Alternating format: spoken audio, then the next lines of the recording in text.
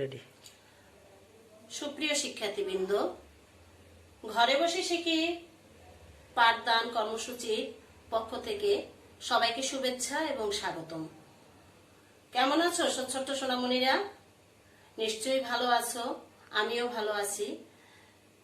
তো আজকের এই মহামারী করোনাকালীন মুহূর্তে তোমাদের মনটা একটু খারাপ, কেননা তোমরা বিদ্যালয়ে যেতে পারো না, সহপাঠীদের সাথে তোমাদের এখন আর সেই আগের মতো সাক্ষাৎ হয় না, আমাদের সাথে তোমাদের সাক্ষাৎ হয় না।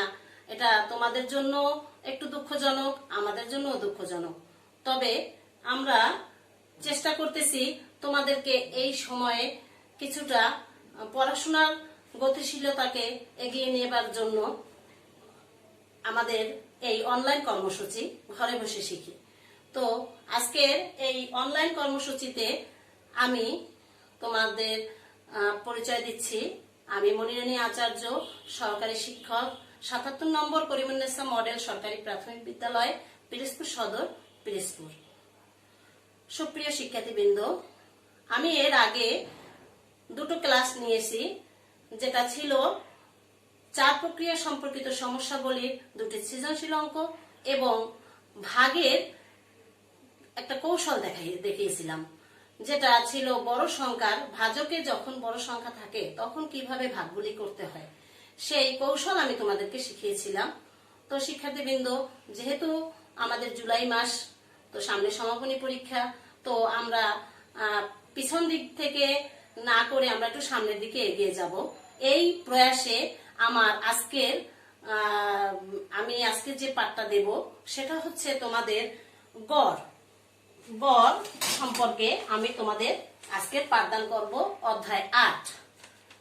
সুপ্রিয় শিক্ষার্থীবৃন্দ, আমি আশা করব তোমরা এই পাঠটি মনোযোগ সহকারে সবাই আয়ত্ত করার চেষ্টা করবে এবং বোঝার চেষ্টা করবে।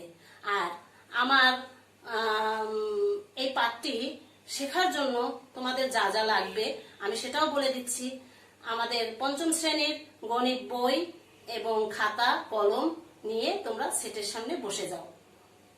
শিক্ষার্থীবৃন্দ, আমি তাহলে কথা আর বাড়াবো না, আমি আমার পাঠে চলে যাই। আমি নিশ্চয়ই জানি যে তোমরা খাতা কলম বই নিয়ে বসে গেছো। তো আমি আমার পাঠদান কর্মসূচিতে চলে যাই। শিক্ষার্থীবৃন্দ, তোমরাও একটু মনোযোগ সহকারে, ধৈর্য সহকারে আমার এই পাঠটি উপভোগ করার চেষ্টা করো, ঠিক আছে? আচ্ছা,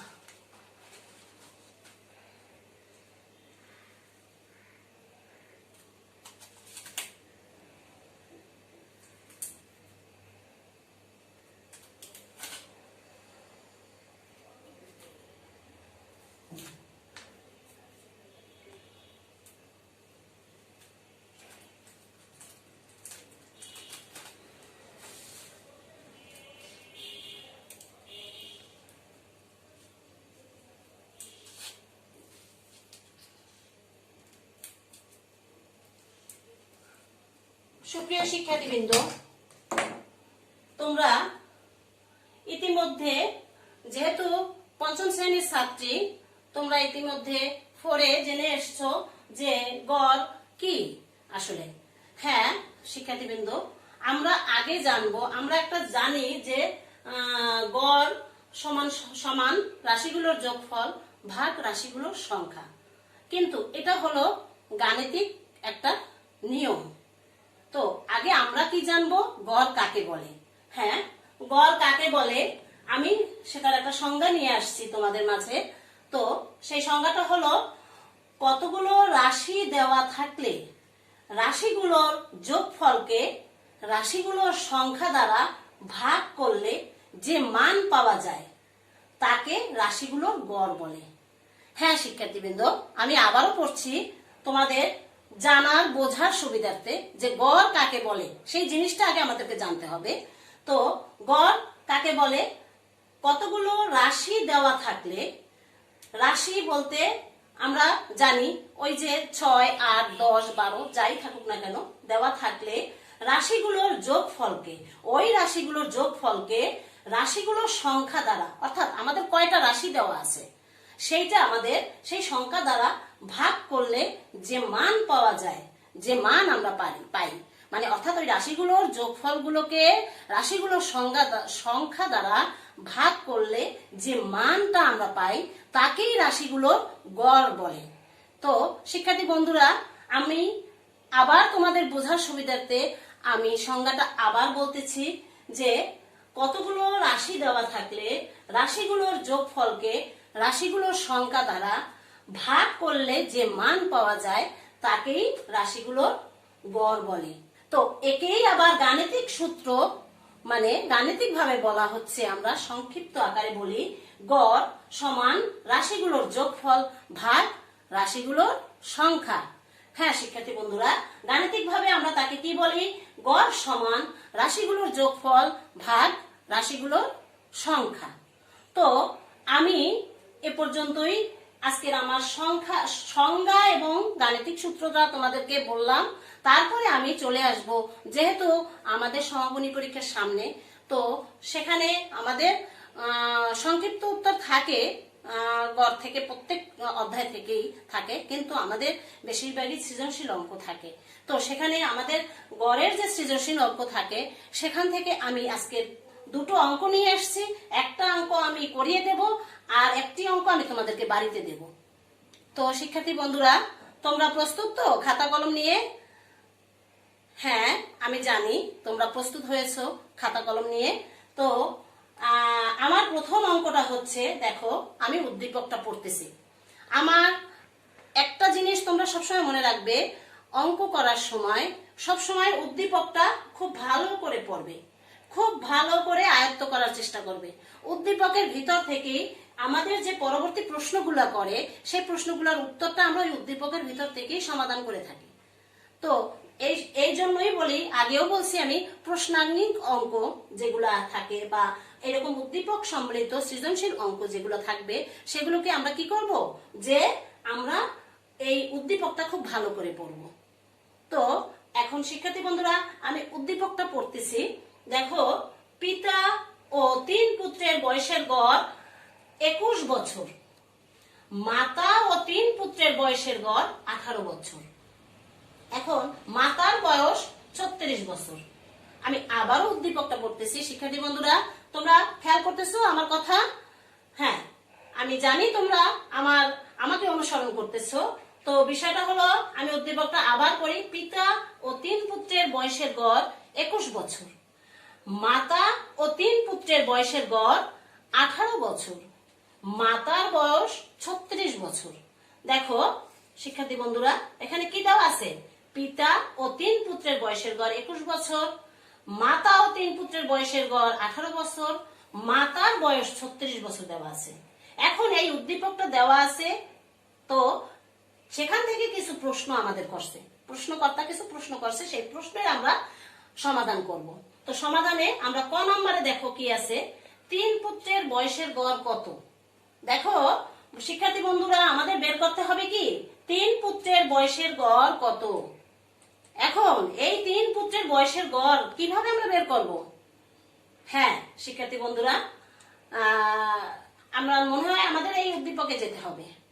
দেখো উদ্দীপকে আছে 3 মাতা, দেখো প্রথম আছে পিতা ও 3 পুত্রের বয়সের গড় 21 বছর, আবার দ্বিতীয় লাইনে আছে মাতা ও 3 পুত্রের বয়সের গড় 18 বছর, মাতার বয়স দেওয়া আছে 36 বছর, কিন্তু মাতার বয়সটা কিন্তু গড়ে দেওয়া নাই। তো এখানে আমাদের একটু বিষয় বোঝার আছে। তো যেহেতু মাতার বয়স গড়ে দেওয়া নাই, সেহেতু আমরা এখানে আবার চেয়েছে যে 3 পুত্রের বয়সের গড়। তো আমাদের যদি এই 3 পুত্রের বয়সের গড় বের করতে হয়, তাহলে মাতার বয়সটা যখন দেয়াই রয়েছে, তাহলে আমাদের এই উদ্দীপকের দ্বিতীয় লাইনটা ধরতে হবে। দ্বিতীয় লাইন ধরে আমাদের এই ক নাম্বার প্রশ্নের সমাধানটা করতে হবে। তো শিক্ষার্থী বন্ধুরা, আমরা বোর্ডে চলে যাই। আমরা দ্বিতীয় লাইন ধরে আমরা অঙ্কটা দেখি সমাধান করতে পারি নাকি। দেখি, তোমরা খেয়াল করো।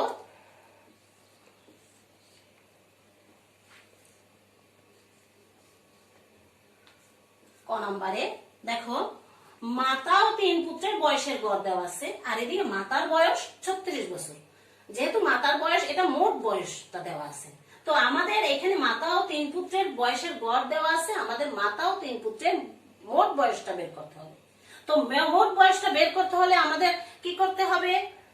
আমরা জানি এই যে গড়, গড় মানে রাশিগুলোর সংখ্যা ভাগ রাশিগুলোর যোগফল ভাগ রাশিগুলোর সংখ্যা।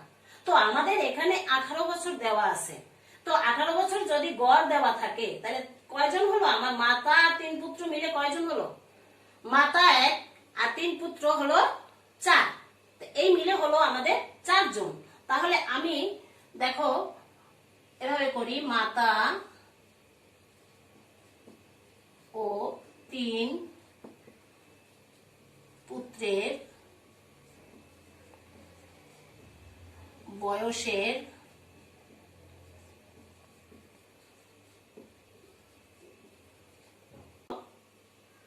এখন মাতা ও তিন পুত্রের বয়সের গড় 18 বছর গেল। তাহলে এখন মাতা ও তিন পুত্রের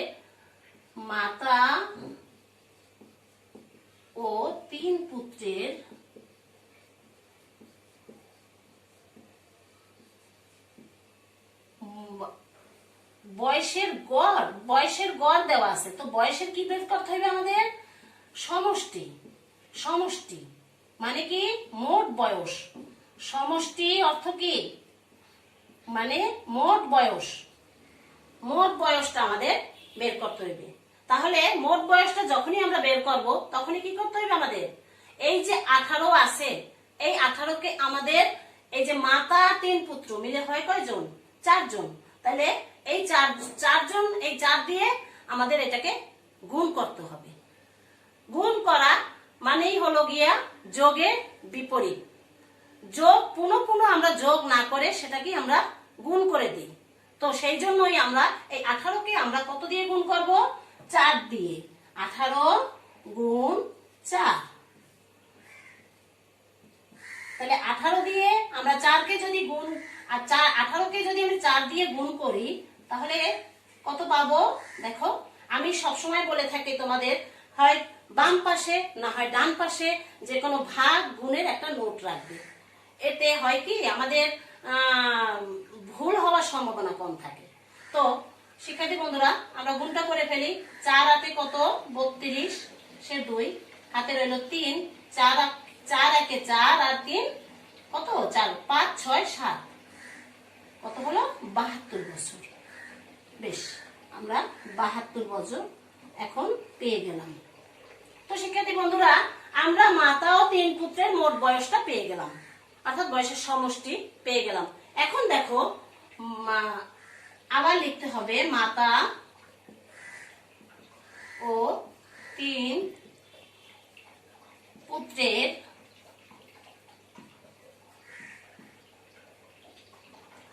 মোট বয়স কিংবা সমষ্টি যাই লেখো তোমরা, দুটোই সঠিক। মোট বয়স কত? 72 বছর। এখন আমাদের এখানে দেখো শেষের লাইনে দেওয়া আছে মাতার বয়স 36 বছর। খেয়াল করছো শিক্ষার্থী বন্ধুরা? মাতার বয়স 36 বছর। তো মাতা ও তিন পুত্র থেকে যদি মাতার বয়সটা আমরা বাদ দেই, বাদ দেওয়া মানে কি? বিয়োগ করা। তো সেটা যদি করি তাহলে আমাদের তিন পুত্রের মোট বয়সটা পাবো। যখনই আমরা তিন পুত্রের মোট বয়স পাবো তখনই আমরা পর্যায়ক্রমিকভাবে আমরা গড় বের করতে পারবো। তাহলে মাতার বয়স আমি লিখি, মাতার বয়সটা কত? 36।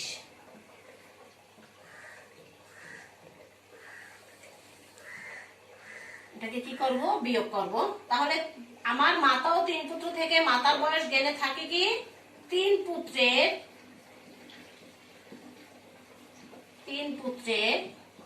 মোট বয়স।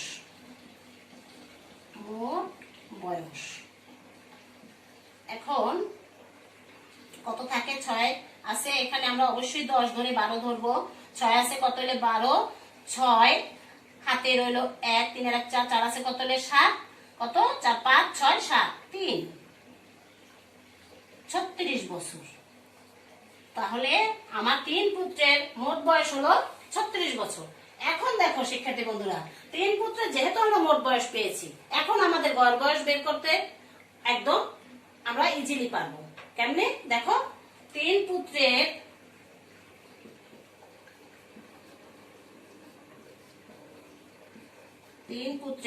মোট বয়স কত? 36 বছর। তো এখন অতএব এই 3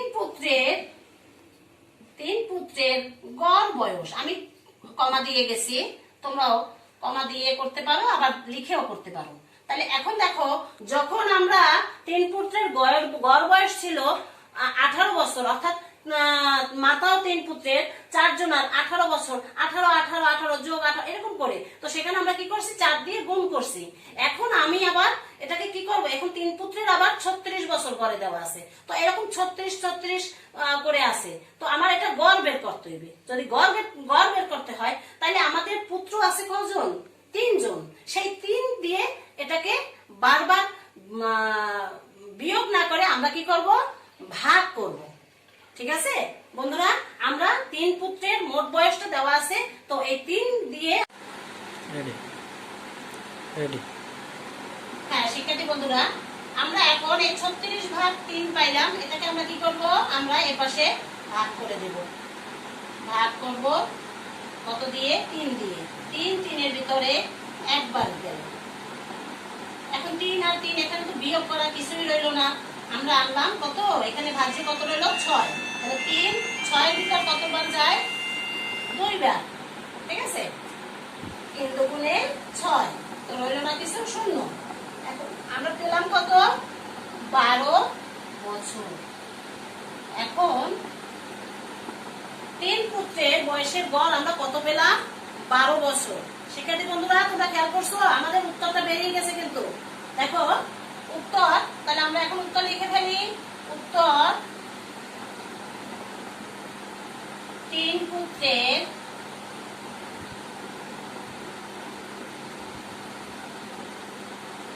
বয়সের গড় কত? 12 বছর। হ্যাঁ, আমরা ক প্রশ্নের সমাধান করতে সক্ষম হয়েছি।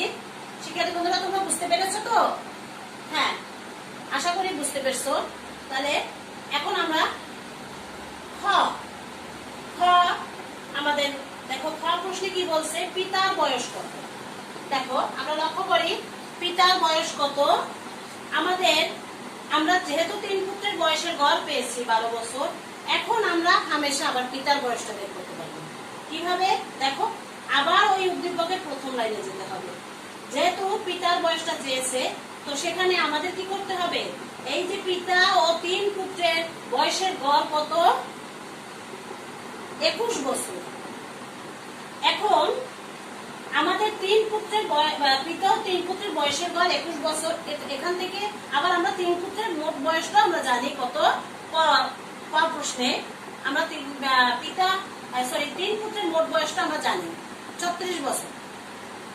তো এখানে আমরা প্রথম উদ্দীপকে দেখো, খ নাম্বার দেখো,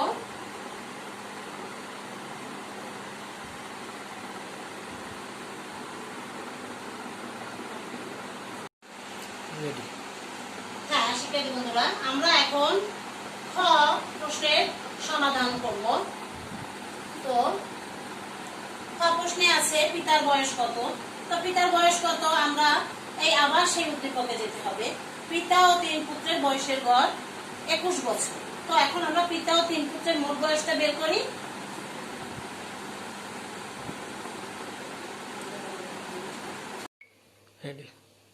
হ্যাঁ শিক্ষার্থী বন্ধুরা, আমরা ক এর সমাধানে চলে যাচ্ছি। ক প্রশ্নের সমাধান। তো পিতার বয়স কত আমাদের চেয়েছে, কি পিতার বয়স কত। তো সেখানে আবার সেই আমাদের উদ্দীপকে যেতে হবে। পিতা ও 3 পুত্রের বয়সের গড় 21 বছর। দেখো, পিতা ও 3 পুত্রের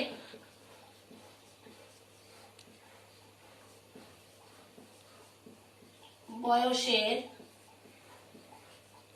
গড় কত 21 বছর। তো এখন আমাদের এই পিতা ও 3 পুত্রের মোট বয়সটা বের করতে হবে, অর্থাৎ বয়সের সমষ্টি। তো সেক্ষেত্রে তাহলে পিতা ও 3 পুত্রের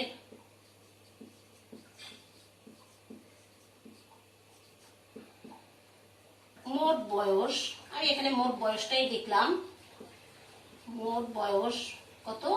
তাহলে আমরা ওই যে প্রথম স্টেপে করছিলাম মাতা ও 3 পুত্রের বয়সের গড় 18 বছর, তাহলে মাতা ও 3 পুত্রের বয়সের সমষ্টি কিংবা মোট বয়স যখন বের করছিলাম তখন কিভাবে যেভাবে করছি, এখানে শুধু মাতা না, এখানে পিতা। তো পিতা ও 3 পুত্র সমান কয়জন হয়? 4 জন। আমাদের রাশির সংখ্যা হয় 4 জন। আমাদের রাশি আছে কয়টা? 21 21 করে 4 বার। তো যাই হোক, এখন আমরা সেই 21 21 4 বার গুণ না করে, যোগ না করে, আমরা এই 4 দিয়ে 21 কে আমরা সংক্ষিপ্ত ভাবে গুণ করে দেব। তাহলে গুণ করলে 21 গুণ 4, তাহলে আমাদের মোট বয়সটা বেরিয়ে যাবে। আমরা ঠিক আবার বাম পাশে এরকম 4 দিয়ে গুণ করে নেব। 4 একে 4, 4 2, 4 2 গুণে 8, কত হলো? 84 বছর।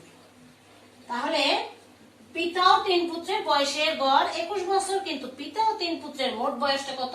84 বছর। হ্যাঁ, এটাকে আবার আমরা লিখি, পিতা ও 3 পুত্রের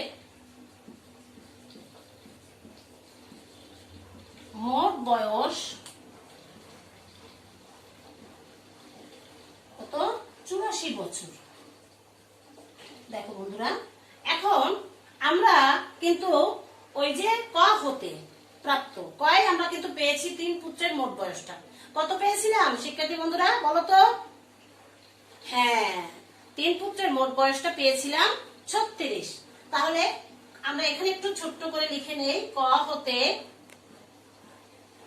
পাই 3 পুত্রের, আমি একটু ডট ডট দিয়ে গেলাম, গড় বয়স, না সরি মোট বয়স হবে, গড় বয়স তো হবে না, তো মোট বয়স, মোট বয়স আমি এখানেও কমা দিয়ে গেলাম, মোট বয়স। তাইলে কত হবে? মোট বয়স কত আমাদের দেওয়া আছে? 36। দেখো, এখন আমি যদি এই পিতা ও 3 পুত্রের মোট বয়স 34 আর সেখান থেকে 3 পুত্রের মোট বয়সটা আমি যদি বাদ দিয়ে দিই, তাহলে আমরা পিতার বয়সটা পেয়ে যাই। আমাদের খ প্রশ্নের যে উত্তর আমাদের সমাধান করতে বলছে সেই সমাধানটুকু আমরা পেয়ে যাই। তা দেখো, তাহলে আমরা করি পিতা, তাহলে বাদ দেব, বাদ দেওয়া মানে কি? বিয়োগ করা। তাহলে আমরা এখানে থাকে কি? পিতা ও 3 পুত্র দিয়ে 3 পুত্র গেলে পরে থাকে পিতার বয়স, পিতার বয়স কত হইল? পিতার বয়স তাহলে 6 আছে এখানে, আমাদের সেই আবার 10 ধরে করতে হবে। আমরা সবাই জানি 6 আছে কত হলে 14, 6 7 8 9 10 11 12 13 14, 8 তে 1 রইল, 3 আর 1 এ 4, 4 আছে কত হলে 8, 4 48 বছর। তো শিক্ষার্থী বন্ধুরা, আমরা পিতার বয়সটাও পেয়ে গেলাম। এখন আমরা উত্তর লিখে দেই। উত্তর, পিতার বয়স, পিতার বয়স কত? 48 বছর। তা আমাদের খ এর উত্তর আমরা পেয়েছি, সমাধান করতে পেরেছি। তো আমার মনে হয় তোমরাও বুঝতে পেরেছো। কি শিক্ষার্থী বন্ধুরা, তোমরা খাতা কলম নিয়ে খাতায় তুলতেছো তো আমার অঙ্কগুলি? হ্যাঁ, তুলতেছো তোমরা নিশ্চয়ই। তাহলে আমি আবার গয়ে চলে যাই। গয়ে দেখো কি বলছে, পিতা মাতা ও 3 পুত্রের বয়সের গড় কত? তাহলে আমার বলছে পিতা মাতা ও 3 পুত্রের বয়সের গড় কত। এখন দেখো, আমরা 3 পুত্রের মোট বয়সটা পেয়েছি, পিতার বয়সটা পেয়েছি, আবার দেখো এদিকে মাতার বয়সটা আমাদের দেওয়া আছে। তো যদি দেয়া থাকে তাহলে আমরা এখানে খ হতে পাই। দেখো প্রথমে আমি লিখি কার কথা বলছে, প্রথমে পিতা। পিতার পিতার বয়সটা কোথা থেকে পেয়েছি আমরা? খ। খ হতে প্রাপ্ত, খ হতে প্রাপ্ত কিংবা পাই। হ্যাঁ, পাই পিতার বয়স কত? পিতার বয়স কত পেলাম আমরা?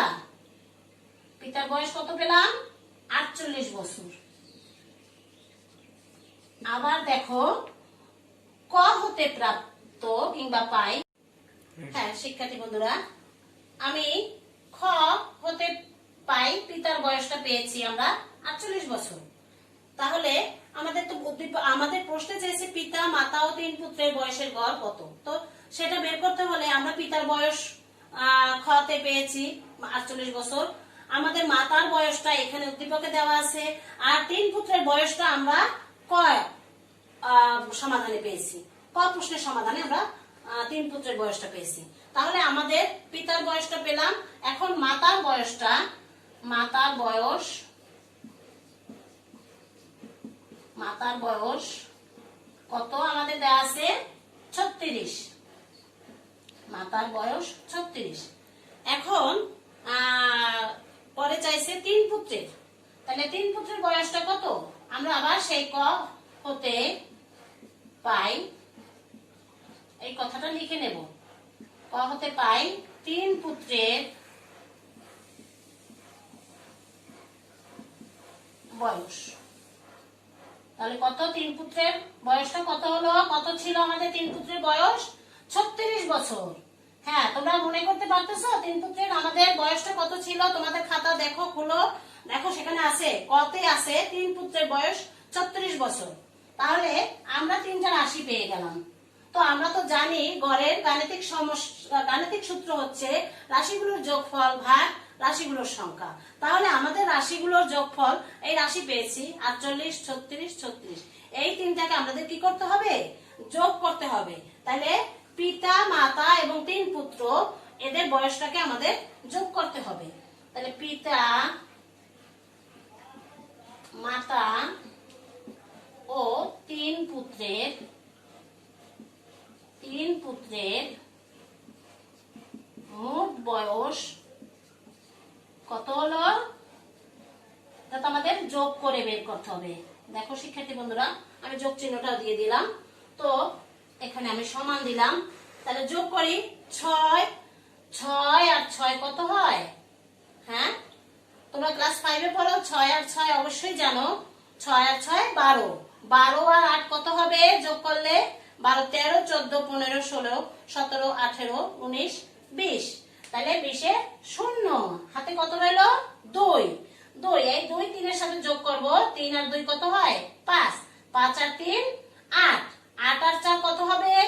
8, 9, 10, 11, 12। কত হলো আমাদের? পিতা মাতা ও 3 পুত্রের মোট বয়সটা কত হলো আমাদের?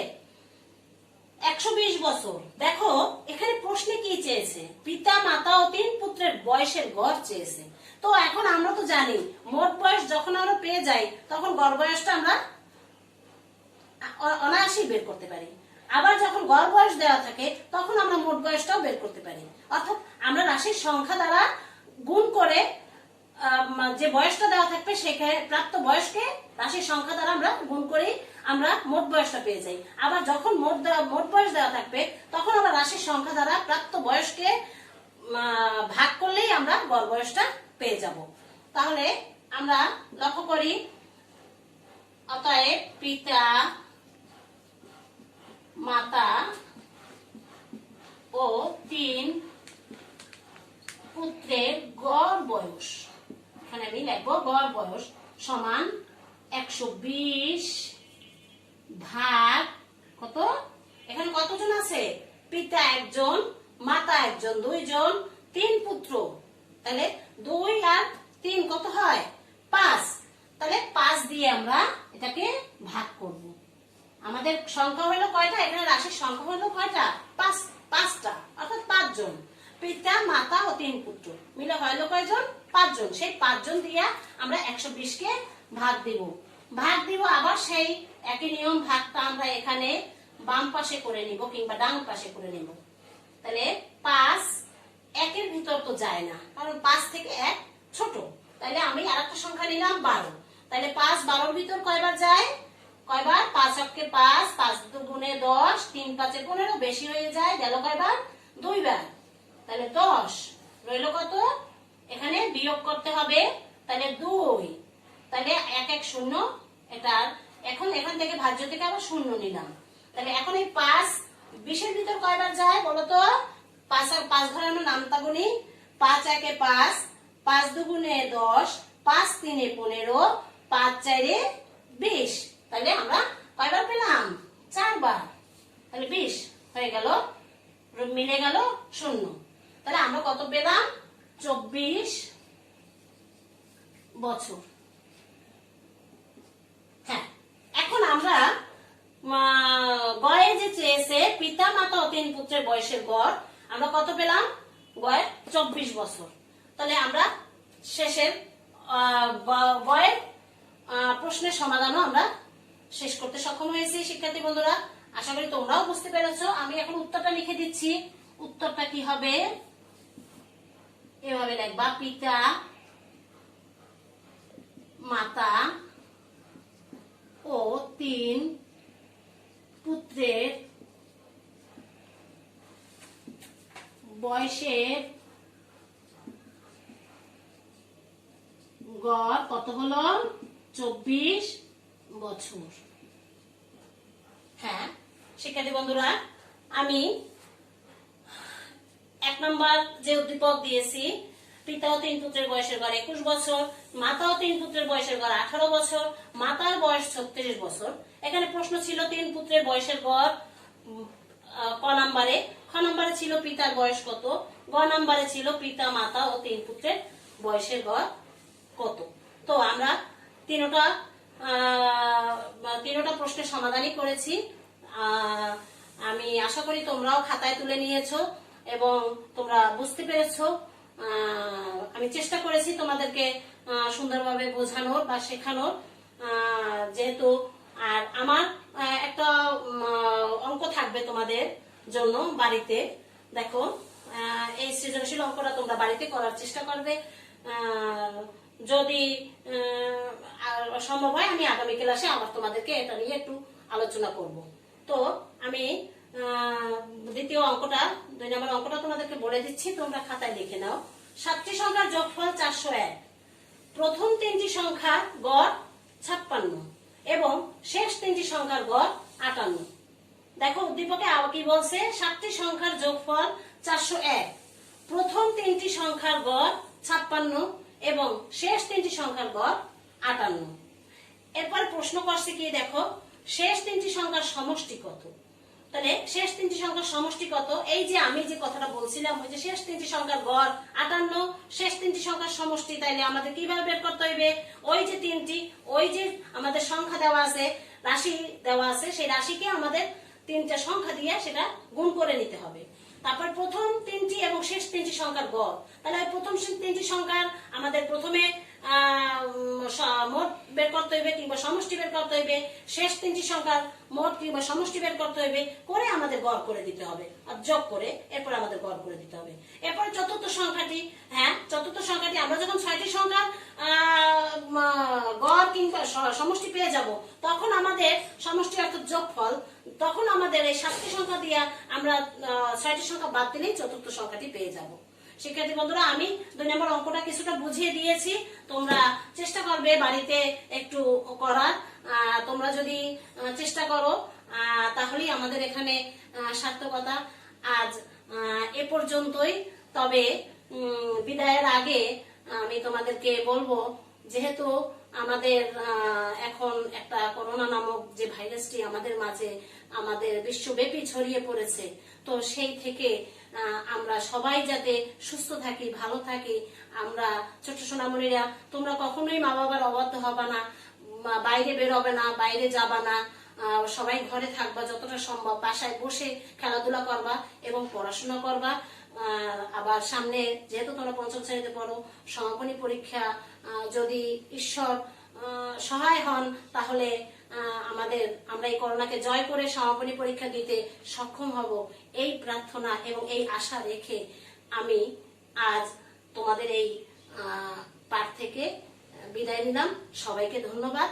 সবাই ভালো থেকো, সুস্থ থেকো, নিরাপদে থেকো।